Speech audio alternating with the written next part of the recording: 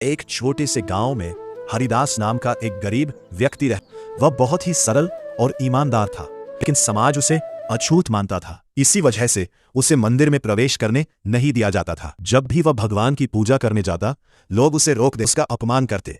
हरिदास चुपचाप सब सह लेता कि उसके मन में भगवान के लिए अटूट श्रद्धा थी। उसकी एक बेटी थी, गौरी। गौरी बेहद सुंदर थी, लेकिन उससे भी ज्यादा सुंदर था उसका मन। उसे माता लक्ष्मी की पूजा करना बहुत पसंद था, लेकिन समाज ने उसे भी वही दर्द दिया जो उसके पिता को मिला था। उसे भी मंदिर में घुसने नहीं दिया जाता था। लेकिन गौरी ने हार नहीं मानी। वह हर सुबह नदी किनारे जाती, फूल चुनती और वहीं बैठकर सच्चे मन से माता लक्ष्मी की पूजा करती। उसकी भक्ति में इतनी सच्चाई थी कि धीरे धीरे उसकी पूजा पूरे गांव में चर्चा का विषय बन गई। समय बीता, गौरी बड़ी हुई और उसकी शादी तय हो गई। लेकिन शादी के दिन वही हुआ जिसका डर था।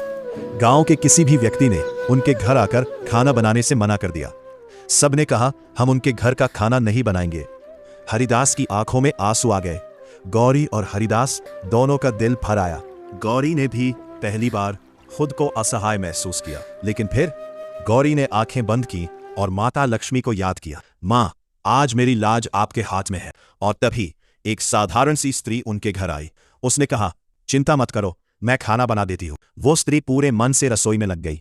कुछ ही समय में स्वादिष्ट भोजन तैयार हो गया। शादी बड़े अच्छे से संपन्न हुई। जब सब मेहमान खाना खा रहे थे तो हर कोई उस भोजन की तारीफ कर रहा था। लेकिन जैसे ही हरिदास और गौरी उस स्त्री को धन्यवाद देने गए, वो वहां नहीं थी। उसी क्षण एक दिव्य प्रकाश फैल गया और आकाश से एक मधुर आवाज आई, सच्ची भक्ति कभी व्यर्थ नहीं जाती। गौरी और हरिदास समझ गए, स्वयं माता लक्ष्मी उनकी मदद करने आई थी। अगर आपको यह कहानी अच्छी लगी हो तो हमारे चैनल को लाइक करें, सब्सक्राइब करें